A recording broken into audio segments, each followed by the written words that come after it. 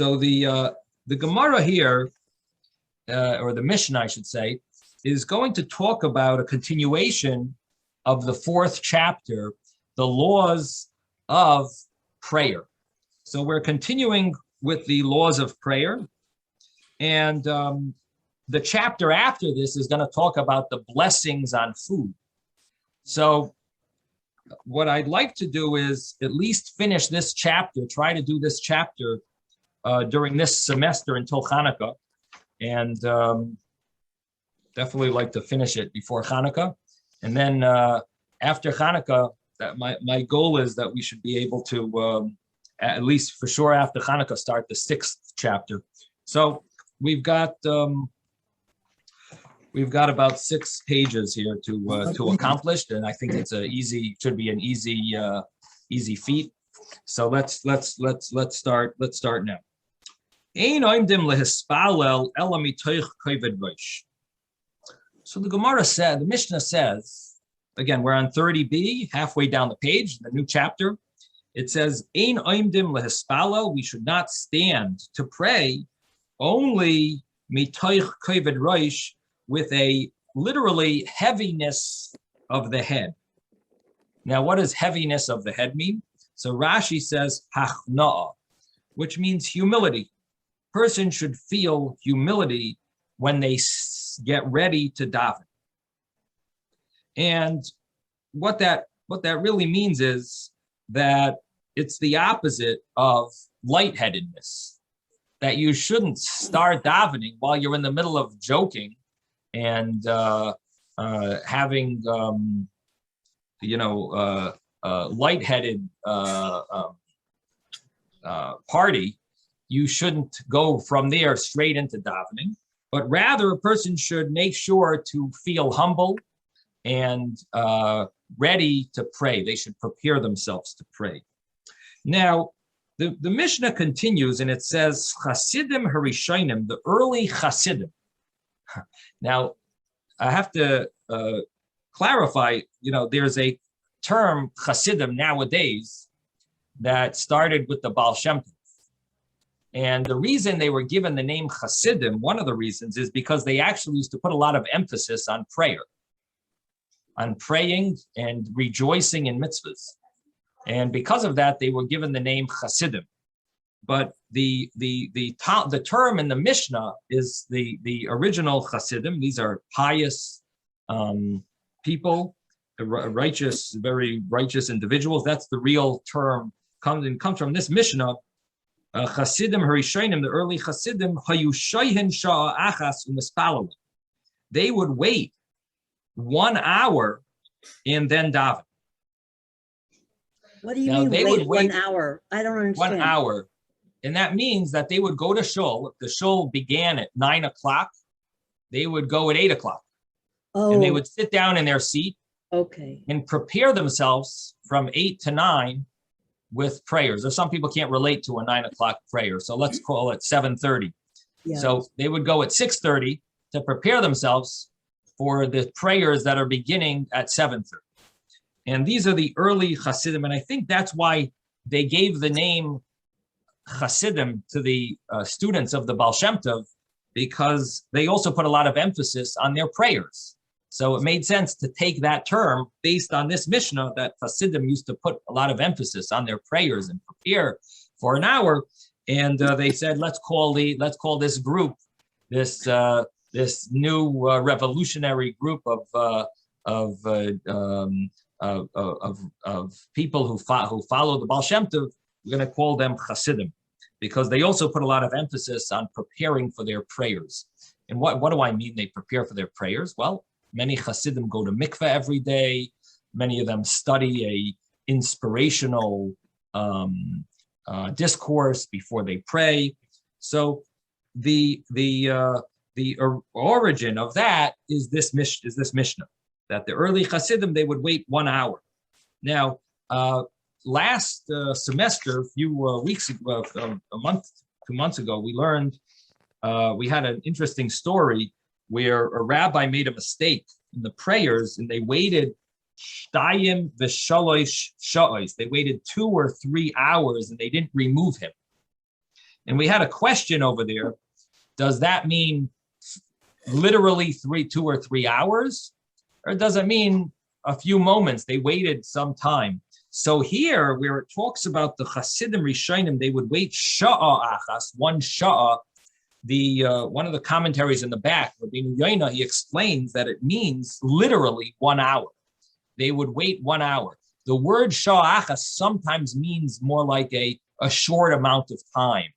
Shah could mean a moment or a certain small time. Could just mean they would wait. And I think the Gemara earlier, we said that it would fit. It would be more understandable, the Gemara earlier, if we translate it to mean they waited, they didn't wait 2 or 3 hours for him in Shul till he figured out, that'd be quite a boring wait to let the rabbi who's trying to pray to wait for 2 or 3 hours. So probably is possibly you could translate it there a little differently. I don't know. I didn't see commentaries discuss it there, but here they clearly say that it means a literal hour. And why would they do this? Why would the Hasidim Rishonim wait an hour, mispalim, and then they would pray? In order to concentrate their heart to their Father in heaven. So what that means is that they would want to remove from their mind any materialistic thoughts and any things that are going on, in the world, things that are the news. They're just trying to get rid of all their unapplicable thoughts and things that are not applicable to their prayers, and anything that doesn't have to do, that is not connected to their prayers. They would want to remove all those mundane thoughts. In this way, they could think about Hashem and direct their hearts to La'avihem Shabashamayim, the Father in heaven. Yes, Robert. Robert. You're muted. Thank you. Growing up, there was the phrase to separate the profane from the mundane. And again, that was like welcoming Shabbat, as well as this being the transition from dealing with everyday things that are a blockage to you to be able to go. You just froze. But I think what you're saying, Robert, is that you're questioning if we're talking about removing the profane things or the mundane things. As that, I think that's a very good question. Robert, yeah. Did you unfreeze? Hello? Okay. Yeah, now you just unfroze. Robert, is that what you were going to say? Robert? I think he froze again. Yep. Okay. Yeah. And no, no. Okay, I think What just happened? I think he just fell off. He's kind of come back, hopefully. So the Robert is asking a good question. So the Rabbeinu Yoina, one of the commentaries here, he explains that you should remove your thoughts, your overwhelming thoughts, and concentrate on the words of the prayer. He says that's one of the explanations. The tirdos hamachshavos. The thoughts that are overwhelming, that are tarud, that are confusing, that would be causing you, to feel overwhelmed. So then he mentions that that's hard to do. The idea is to direct one's heart to serving Hashem and removing from one's heart all the pleasures of the world, because when you purify your heart from the unimportant matters of the world, and you concentrate on the greatness of Hashem, your prayer will be more accepted. Right. So it's removing pleasure, the thoughts of pleasures and Excuse me, Rabbi, I trying need to to- ask you a question. just But one isn't- second, Susan, just 1 second. So removing these pleasures from your mind, that would allow your prayer to be more accepted because you're purifying yourself by removing these ideas, by removing these thoughts. So what basically what comes out from this is that it's all about having your prayer more pleasurable to God. Yes, Susan. Okay, my question is, I thought that prayer was either the first prayer, the most important one is to thank Hashem for all the blessings. And how could you even how could the mundane enter that? I'm super confused right now. Because to me, the first thing, most important, is to thank God for all the blessings, and thank you for giving me another day. That's the first thing that comes to my mind when Right. I wake up. Good question. Good question. I think Robert was touching upon that you're sort of part of prayer is to really think about all the things to thank God for. So prayer does, there's some background. Somebody's got some extraneous stuff out there. Okay, I think no, let me just mute everyone.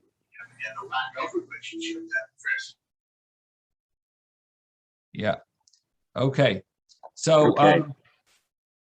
the question is a good question, and both of you ask a very important question, because that is a major part of prayer, is really thanking God and acknowledging, thinking about God and all the blessings that He's given you.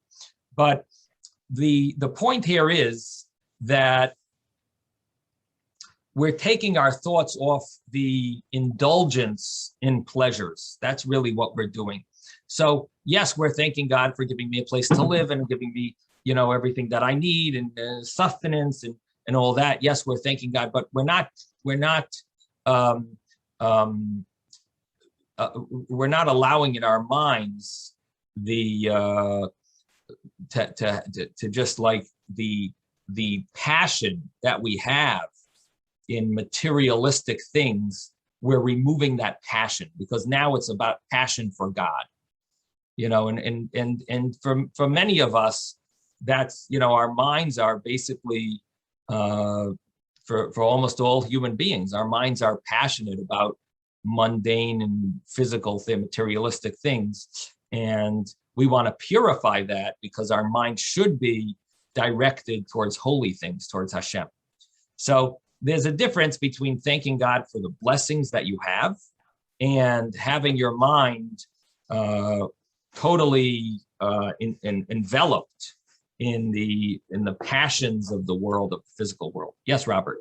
So it really is a dichotomy between the sensual world and the spiritual world that we have to transition to. And, Right. Yeah, and to me, so let's say within the issue of spirituality, is Kavana another plateau of being with God, of being spiritual? Is that sort of on a continuum? When people ask, do you experience Kavana? And so is that part of that continuum? So kavana is really the proper way to speak to a king is you concentrate on them, just like when you talk to any person. Right. Okay. You have to be a good listener. You have to be you should be thinking about what you're saying. How much more so we're talking about a king and the king of all kings. How much more so it's necessary just to properly acknowledge what you're who you're speaking to and what you're thinking, what you're saying. But then there's another concept of kavana, which is the being able to truly remove external ideas and be able to fully focus completely. It's full focus. I know it's hard to talk to people who have cell phones and tell them about this, because we don't know how to fully focus anymore. That went away when the cell phones came out. But our real job when we're speaking to Hashem is to fully focus, and that's really what we're talking about here is remove the things that are contradictory to focusing on God, and that's really what purifies the heart. So one thing is focusing, the other thing is removing the things that are obstacles to connecting to God and being pure with Hashem, and that would be removing these thoughts of in passion for the materialistic world. I should mention that there is another explanation here, and it's not well known, but it is it's a nice and important point, and that is that the Chassam Sofer explains that the prayer that the Hasidim Rishonim, the early Hasidim would do, was they were praying to God that their prayer should be acceptable. In other words, they're asking Hashem as an initial prayer for their main prayer. So they're asking Hashem, please allow me, give me the ability to say a good prayer. Give me the knowledge and the purity of mind, the right words. Help me out, Hashem, that I should be able to pray to you. I really want my prayer to be appropriate. Help me that my prayer should be accepted. And that was their initial prayer, was like a pre-prayer, a prayer that their prayer should be good. So the simple meaning is, of course, that they're preparing their mind and their heart, and they're preparing themselves for prayers. But there is an interesting insight, and that is that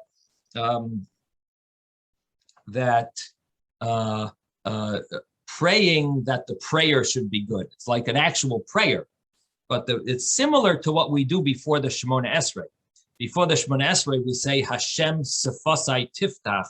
There's a little sentence right before the Amidah prayer, and that is Hashem should open my mouth that I should recite the prayer. Fi yagid tilasecha, my mouth should be able to say your praises. Hashem, please help me that my mouth should say the right words to you. And that's in the prayers, we recite that. And that prayer that we say in one little sentence is what the Hasidim used to pray for an hour. They would have a full hour of preparing, of asking Hashem that their prayer should be an acceptable prayer. Now, he also says that that's the meaning of the verse, Vo'eschanan el Hashem, and it says at the end, Lamar. I prayed to Hashem, Lamar, saying. And generally, Lamar means to repeat over, to say it over to the Jewish people. He says, why did Moses say, I prayed to Hashem saying? I didn't pray to Hashem to repeat it, but it is, he prayed to Hashem Lamar to be able to pray, to say a prayer. He prayed to God that God should let him into the land of Israel, but he prayed to him that Hashem should accept his prayer that he's going to pray, that Hashem should want it. Hashem should be excited over his prayer, and this way his prayer should work. And that's the word vo'eschanan and lamar. That's why it says a double term, because he prayed for his future prayer that it should be acceptable. And he says that's also the meaning of terem yikru va'ani en. Before you call out, I'm already answering you. And what that means is, before I call out the actual prayer, Hashem is answering me that he will accept my future prayer. But in any event, that's an interesting insight into the meaning of what the Hasidim Rishonim used to do. That's not the simple meaning. The simple meaning is they would prepare themselves for prayer. And I must say that that is something that everyone should really do, but maybe not for an hour. Shulchan Aruch, it brings this law, and it says that people should prepare themselves for the prayer, and Hasidim used to prepare for an hour. So what the understanding is that for everyone should prepare themselves a little, and the Hasidim they do it fully. So if you look in the Shulchan Aruch, it says a person should wait before they pray to prepare their mind for the prayer, and they should prepare before they go to shul and after before their prayer and after their prayer, not before they go to shul, before they pray and after their prayer. It shouldn't look like they're running away from prayer. Prayer is a burden, and the Hasidim Rishonim would wait sha'ah mamish, a real hour, a full hour, a true hour, which means like a 60-minute hour. And the rest of the people, it's enough for them a sha'ah muetes, a small moment. So sha'ah doesn't have to mean an hour, could mean a shorter amount of time. And they connect this with a previous Gemara that we learned that there's an amount of, that there's a, it says that when you go to the shul, you should enter 2 pesachim, 2 gates, the amount of 8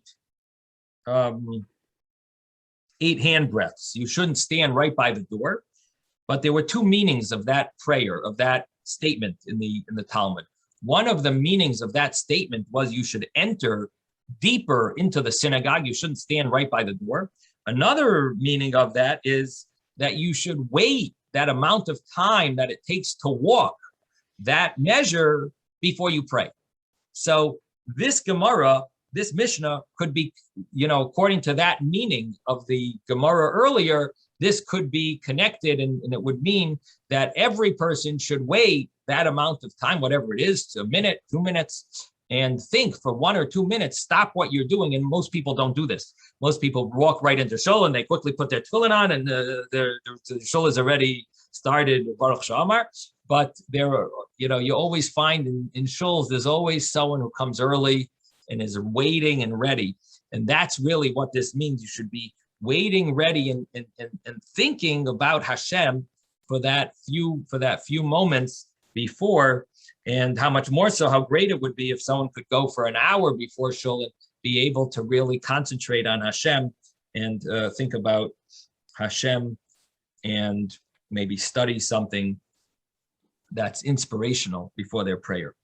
So that is the law, the way it's brought in Shulchan Aruch. Rabbi, I have a question. So does Edith. Okay, I should just mention, once we're saying this, it does mention that there's a custom that a person should use a prayer book in order to be able to concentrate, and it all depends on the person. But there is a concept of talking about concentration. Person should use a prayer book, and the next point in the Shulchan Aruch, which is also connected to what we just read about having humility, it emphasizes the concept of fear of God. It's a hachna'ah, it's a humility from the fear of Hashem, me'emas HaKadosh Baruch, from the fear of Hashem. And we'll see that in the Gemara, but I thought it's just important to mention that it's the humility connected to fear from the fear of God. Okay, yes, Susan. Edith was first. Oh, okay, Edith. Okay. My question was, so in the times when there were sacrifices, what indicated that a sacrifice was accepted or not accepted? How did they know? So there were many laws about the sacrifices, and if they did something wrong, that would have invalidated the sacrifice. So I don't know if you could say, oh boy, I'm not sure if this one was good or that. If it fit the rules of the sacrifice, it was accepted. You know what I mean? If the laws were fulfilled properly, so we know Hashem accepted it. But obviously, there's different levels of acceptance and pleasure that God has, both from our prayers. And so even if God is accepting it, but there's different there's different feelings that a human would have when someone gives you a gift. Even though you're appreciative, but someone gives it to you, and speaks to you with very pleasant words. Someone just hands it to you. So, there's different ways there's different pleasures, even when someone, gives you something. So the same thing would be with Hashem, that a person who comes to Hashem with a gift in a very pure heart is going to be a lot more accepted than if a person gives a gift, but he's got a lot of sins. He's made pledges and never kept them, doesn't, does things that are not so honorable, respectable, does things that aren't, hurts, damages people's property and so on. And then he goes to shul and gives a whole prayer. That type of a prayer is not as acceptable. And there are times where it says that that a person who says a blessing, but they're doing such evil things that even their blessing is not even accepted at all. So, there might be different levels of acceptance, and then there is a level where you're totally not accepted. For example, if a person is eating non-kosher and he recites a blessing over non-kosher food, that would be a totally not accepted. Totally, that's a type of a sacrifice that's not accepted. Well, I'm thinking like in like with Cain and Abel, where one was accepted and the other wasn't. Was there something to indicate that? Well, there it was very easy to indicate that. Nowadays, we don't bring sacrifices outside of the Beis Hamikdash, and even the Beis Hamikdash, you can't really get there even if you wanted to bring a sacrifice, because it's owned by the Israeli government doesn't let the Jewish people there and so on. But people would need to be purify themselves before they would bring a sacrifice. But theoretically, there could be a concept of bringing sacrifices there, even though there is no Beis Hamikdash, but it's not practical. So we don't see that. But the idea of having a sacrifice accepted, like in the time of Cain and Abel, or at other times, Elijah, and the story of Elijah with the prophets of Baal, what you would see is if the sacrifice was consumed by a miraculous fire. So if the miraculous fire came down and swallowed, that's what happened with Abel's sacrifice and Cain's sacrifice. No fire came down and swallowed it up. Same thing was with the story of Elijah and the prophets of Baal, where the prophets of Baal, they prayed and moved all to their idols. No fire came, nothing consumed their sacrifice. And then Elijah brought his sacrifice, and even though it was filled with water and everything, a fire came down and swallowed it up. So the idea of a fire swallowing it up would be definitely a sign that the sacrifice was accepted. But again, in the time of the Beis Hamikdash, I don't know if there was a symbol that would show this one was more accepted than others. I'm not, what I mean? As long as it was done properly and kosher, it's done according to the laws, then it was acceptable. And if someone did something wrong, you knew that sacrifice was not accepted. They would tell you have to bring another one. Something went wrong. The slaughtering didn't work out, or the spilling of the blood didn't happen properly, or someone had the wrong intent when they did it. So this would be that would be a scenario where it wasn't accepted. Okay, Susan. I have a question. I made a decision based on someone was telling me the truth. I find out that this person was lying to me, and now I feel so awful. And it's not that I don't know what to do, how to get forgiveness, because I base my decision on what I didn't know was a lie. So how do you approach Hashem when you have a dilemma like that? So you'd have to look into it. In other words, you're looking to purify your heart, and you want to know if you're guilty if you relied on someone else and it wasn't really your fault. So this would be something to. But it really was, Rabbi. Yeah. Do you understand Yeah. So I think it's something that we should, maybe talk about after the class. Okay, And if you Okay. wanted to speak to me privately about it, that would be fine, probably. but do you understand what I'm talking about? Yeah, it's That a good question. you It's a good based question. you based your Yeah. opinion on a lie, and you find out. So how do you go to Hashem and say, "I'm sorry"? Right. Okay. Yeah, we'll have to talk about that more. But it's not so applicable to this. You know what I mean? Here we're talking about the general idea of prayer. That's really going far from the Okay, sorry. main purpose. Rabbi. But yeah, it's a good question. Yes, Moshe. What I want to ask is, go to the kotel, and you prostrate yourself towards the temple. Is there more kavanah? I mean, is there more? Is it a stronger effect when you're praying towards the Temple Mount? Are you saying in Israel is there something Israel, better about because praying at the now they're kosel? allowing people to, yes, they're allowing people to enter the on the grounds toward inside.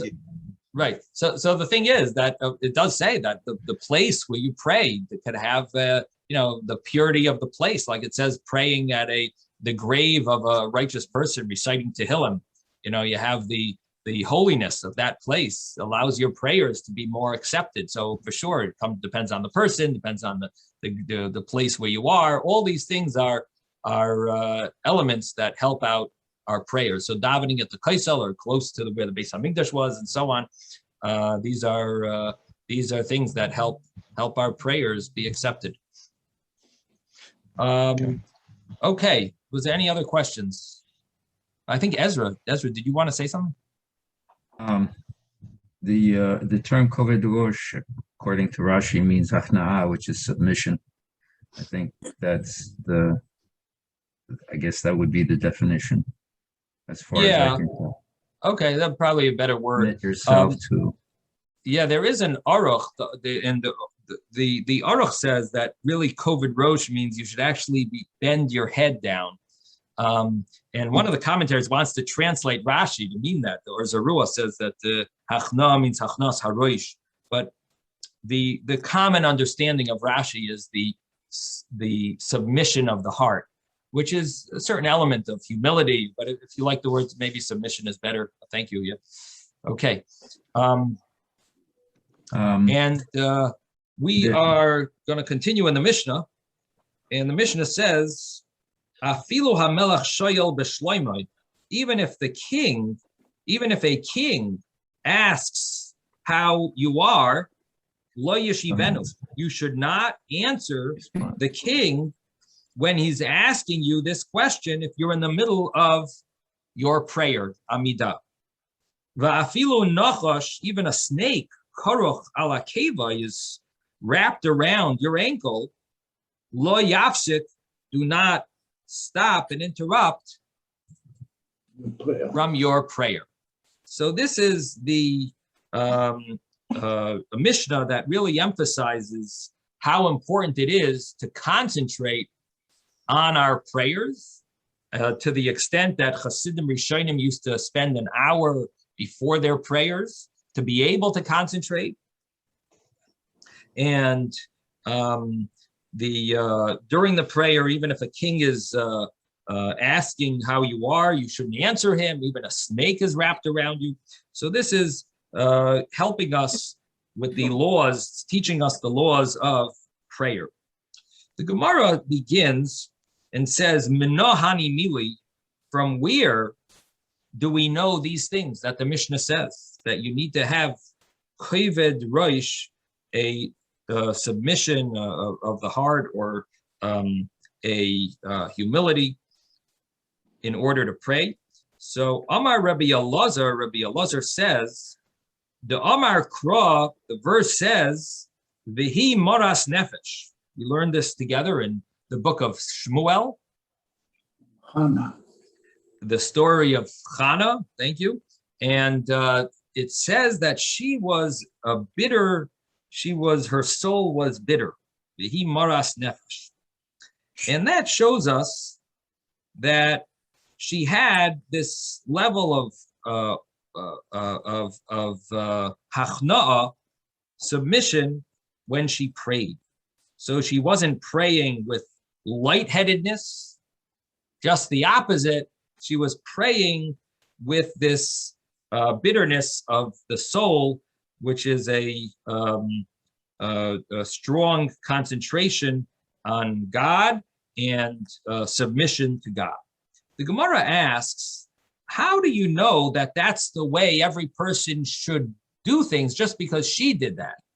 Mimai, how do we know that this is an obligation? Dilma Chana Shani. Maybe Chana was different. Dahavas Merira Libatuva. Her heart was very bitter.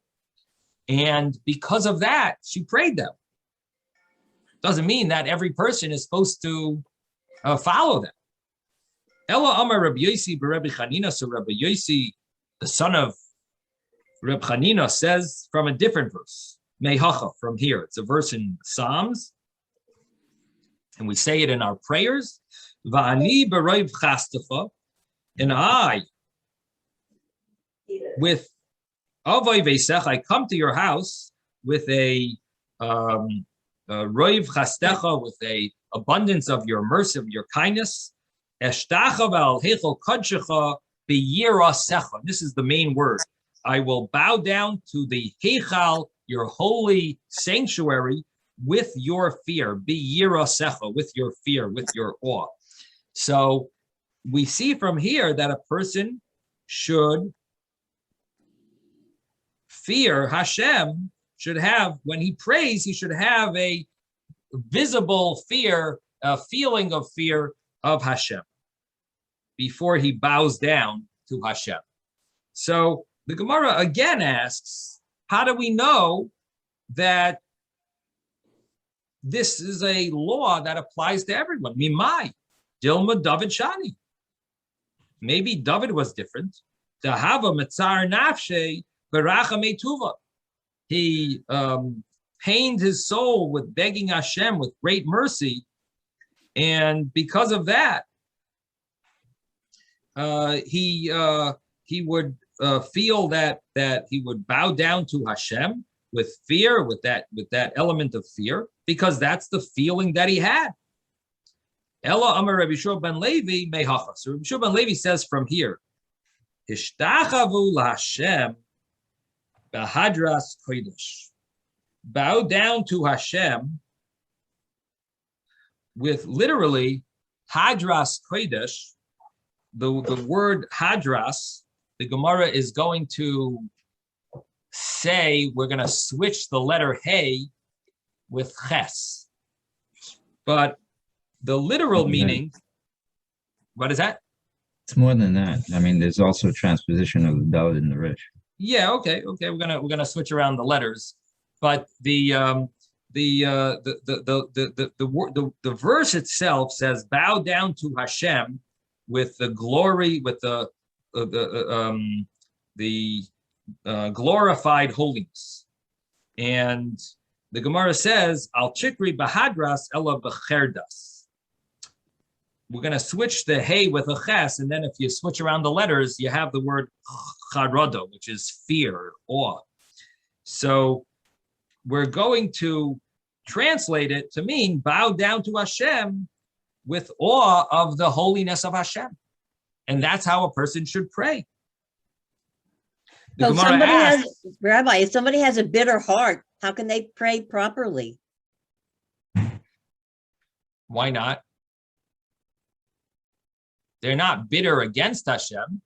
They're bitter of their situation, and they're begging Hashem for mercy. You're thinking of it bitter against God, maybe. Okay. Maybe that's why you're asking. Yes. We don't mean that person is bitter against God. Okay. We mean someone who is not only accepting of whatever God does, but they feel that feeling of awe before God, and they feel bittered and begging Hashem with a certain feeling of submission. That makes more sense. So the Gemara says, how do you know to change around the letters? Mimai dilmo la'olam emalach hadras mamish. Maybe you don't switch around the letters to cherdas, which means fear. Maybe it means hadras. Kihad Rav Yehuda, like Rav Yehuda said, that you should dress yourself, that he would make sure that he was dressed properly before he prayed. He put on something nice. Kihad Rav Yehuda have a matzayin nafshe, like Rav Yehuda, he would prepare himself. He would put on a nice clothing, and afterwards he v'hadar matzli, and afterwards he would pray. So how do we know? So in other words, it says hishtachavu laHashem b'hadras kodesh, bow to Hashem in the beauty of holiness, and he translated that to mean literally in the beauty of holiness, that you should beautify yourself before you pray. So he would make sure to put on something nice before he davened. I remember in yeshiva there used to be a group of people that they would put on a tie before they davened. It was a group that felt they're going to follow, probably based on this Gemara. They felt that they're going to put on something nice in order before they daven. But the idea is that he's translating the verse literally. So the Gemara says, Ella Amar Rav Nachman bar Yitzchak mehacha. Rather, Rav Nachman bar Yitzchak says we can learn it from a different verse. And this verse tells you what you should do. It's not just saying what people did. It says, Ivdu es Hashem b'yira v'gilu bera'ada. Serve Hashem with fear. And serving Hashem nowadays means with prayer in place of the service that was done in the temple. And do that with fear.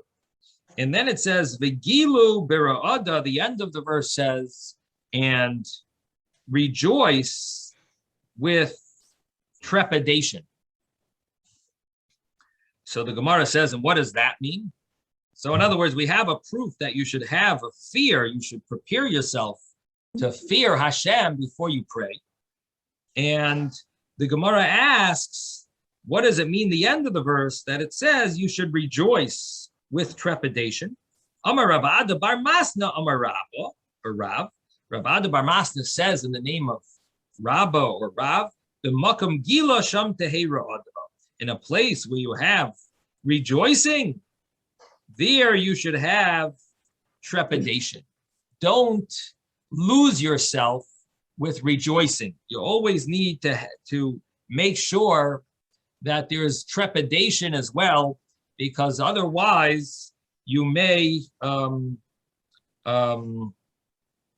according to Rashi, the meaning is you may be pirek oil, you may remove the yoke of heaven from you. And that, of course, would be wrong, removing the yoke of heaven. We always have upon us the yoke of heaven. And if a person rejoices too much, he would be removing the yoke of heaven from upon him. And that would be inappropriate.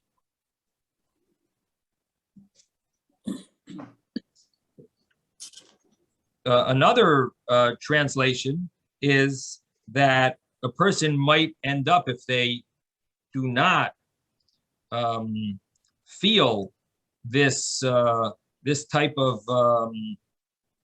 if they don't have an element of trepidation while they're rejoicing, it will lead to them indulging in all the pleasures of the world, and they'll forget about God. And so it sounds like it's going to lead to, it's not just removing the yoke of heaven, but it's also, it'll lead to them to indulge in things that are not holy, indulge in materialistic things. So this is the meaning of Vigilu Bira'ada, rejoice with trepidation. And then the Gemara gives some stories here. Abaye hava Yosef kamei de Rabba. Abaye was sitting in front of Rabba. Chazya dahava kabadach tuva. He saw that he was rejoicing a little too much. Rabba, the great Rabba, was a little too jolly. So Enthusiastic. Amar, what do you say? Enthusiastic. So he said, "Begilu bera'adaksiv." You should only rejoice with trepidation. Amar le, Rabbah answered him, "Ana tefillah manachnu."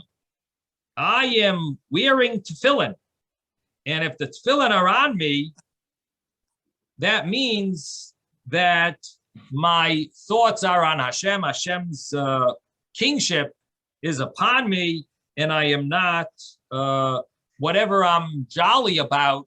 It's in control. I'm in control of it because I am aware of the tefillin, the fact that the tefillin are on me. That is protecting me from losing my concentration on God. Yes, David. In the Steinsaltz, he reverses who's talking to who. It says, the Gemara that says Abaye was sitting before, and it fills in his teacher, Rabbah. He was sitting in front of Rabbah, and Rabbah saw that Abaye was excessively joyful.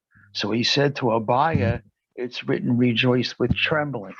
And then Abaye said to Rabbah, it's permissible for me because I'm putting on tefillin. Oh, interesting. Is that the way the art scroll says it? Anyone have the art scroll? I have it. And it says, Abaye was sitting before Rabbah. Rabbah noticed that Abaye was excessively cheerful. And Rabbah said, it is written, and rejoice with trepidation. Oh, okay. And You Abaye corrected said me. to him, I am wearing tefillin. Okay, thank you. Okay, so let me read this again. Abaye have a Yosef Kamei de Rabbah. Abaye was sitting in front of Rabbah. Chazia, Rabbah saw the Havakobadach Tuva that Abaye was rejoicing too much, jolly too much. Amar Vegilu Bera'adaksiv. So Rabbah told Abaye, Vegilu Bera'ada, rejoice with trepidation. So Amar Le, Abaye answered, Rabbah Ana tefillah manach. I am wearing tefillin, and therefore I am the awe of Hashem is upon me. Reb Yirmiyah have a Yosef Kamei de Reb Zera. Reb Yirmiyah was sitting in front of Reb Zera. Chazia de have a kobodach tuva, and he saw that he was rejoicing too much. Again, here I guess the proper way of translating it is that. Reb Zera saw that Reb Yirmiyah was rejoicing too much. Is again here that uses that? Yeah. Okay. Amar le b'chol atzev yeh moisar. He said, the verse says that when a person is depressed, there's a benefit for it. You're rejoicing too much. When a person is depressed, that would be, there's a benefit. Maybe you shouldn't be rejoicing so much. Amar le ana tefillin menachna. He said, I am wearing tefillin. Mar berei de Ravina, master, the son of Ravina, avad hilula livrei. He made a wedding for his son. And he saw that the rabbis were getting a little over joyous. And what did he do? And here we turn the page. We're on page 31a. I see Casta de Micra. He brought a cup that's very valuable. Bas Arba Meo Zuzi was worth 400 zuz. V'tavar Kamaihu, and he broke it before them. V'yatzivu, and he caused them to feel depressed. They felt bad that an expensive cup was broken, and this minimized their overjoyous behavior. And this was, according to the way it sounds from the Gemara, that this was the appropriate thing to do, because they were losing themselves a little. They were getting a little too joyous, and Tosfos over here says that from here you see the custom to break a glass at a wedding. And we all know that, after the chuppah, the first thing that the chassan does is they take a cup and they put it on the floor and they wrap it in a napkin, and the chassan steps on it and it smashes, and everyone screams out Mazel Tov, and they start singing Siman Tov and Mazel Tov or Mehera Yeshama. So that's in every wedding we break a glass. Now normally the reason we break the glass is called the Zecher LaChurban. It's a remembrance for the Churban Beis Hamikdash, for the destruction of the temple. And we don't want to forget the fact that we are in exile, because sometimes too much, when a person is in a moment of joy, it would make sense for them to to just concentrate on ourselves and be very joyous, but we're forgetting about Hashem. And it reminds me, I have a friend who, whenever he says, "Oh, how's everything?" You say, "Oh, Baruch Hashem, good." He says, "Good. Shchinta begaluso, the Shechina, God's presence is in exile. You're happy." He says, "How could you be happy? The Hashem has homeless. Hashem doesn't have a place to live. The Beis Hamikdash is destroyed, where Hashem is homeless, and you're happy." So what do you tell him, Rabbi? What do you tell this guy?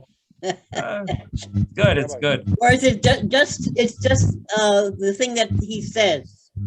Yeah, it's part of his his spiel. His spiel, yeah, his daily spiel. His shtick. His shtick. His shtick, right.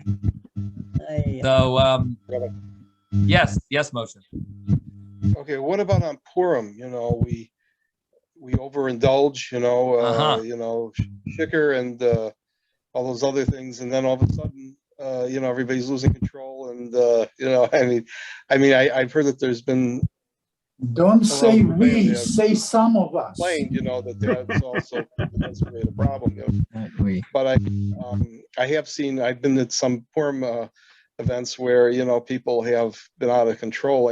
Outside the Beit Knesset, or something. But it's a little. But even inside, sometimes they get too indulgent, in their their happiness. You know what I'm saying? So I know it's because it's the shikar or the, whatever it is, but it seems like it's a little bit out of control. Yeah, it's a good question. So there's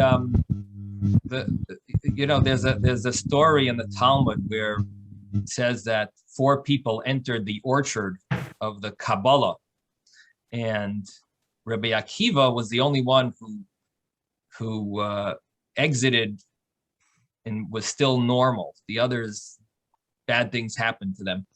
And it says the reason he was able to, the commentaries explain the wording, that it means because he entered properly, therefore he was able to exit properly, because he entered with the right intention. And the same thing applies on Purim, that number one, the most important thing is, why are you indulging in the first place? Are you indulging because you're looking for an avenue to finally be able to allow your addictions or your desires to be fulfilled? Or are you drinking because it's a mitzvah to drink? So if you enter properly, generally that should be a good reason why hopefully you will be able to exit properly and leave. In other words, you'll be able to stop drinking when you need to, and you won't end up doing anything that's inappropriate. But there are different opinions as to what it really means on Purim, that a person, reaches a level of, he doesn't know the difference between cursed is Arur Haman, cursed is Haman, and Baruch Mordechai, that blessed is Mordechai. It says that a person should drink until they don't know the difference. Different opinions. There are opinions that say it means a person should drink enough that they'll fall asleep, or drink more than they're used to. There is even an opinion that a person's obligated to drink and rejoice, and but that's it. And it ends when a person, until the time that he doesn't know the difference between between cursed is Haman and blessed is Mordechai, that's when that obligation ends. But until you reach that level, you have to rejoice. But once you reach that, then you really got to stop. But the idea is that even when a person is rejoicing, it should be with that feeling of trepidation of Hashem. In other words, we still have to follow Torah mitzvahs, even though we are in a moment of rejoicing, and it's not that we are we're leaving our obligations behind, but even wherever we are, we're doing it as part of the mitzvah, and we still have to make sure that we make a Kiddush Hashem and sanctify God's name and not do the opposite. So there's always that yoke of heaven that should be upon us. So I hope that answers your question, Moshe. Okay, so with that, I guess we'll conclude with this final thought. Again, that Tosfos over here mentions that the idea of breaking the glass seems, from the Gemara, would seem to have to do with feeling that even in a time of rejoicing, person should still have trepidation. But the common custom of breaking the glass is more connected to not forgetting about the Beis Hamikdash, the destruction of the Beis Hamikdash, as much as it is to feel, as much as the Gemara is emphasizing, it seems that it's more connected to the Zecher L'Chorban, to remind us of the destruction. Yes, Ezra. The names of the rabbis that are given here, were they pre-Horban or post-Horban? I would assume it would be pre-Horban.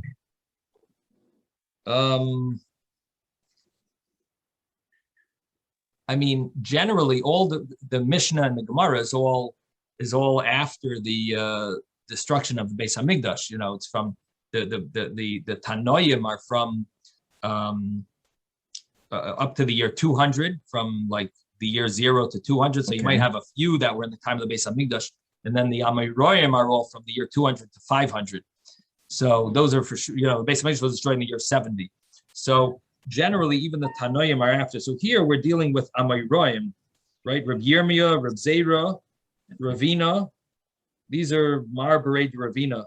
So these are all rabbis of the Talmud. They're Amoraim. So they were definitely after the destruction of the Beis Hamikdash.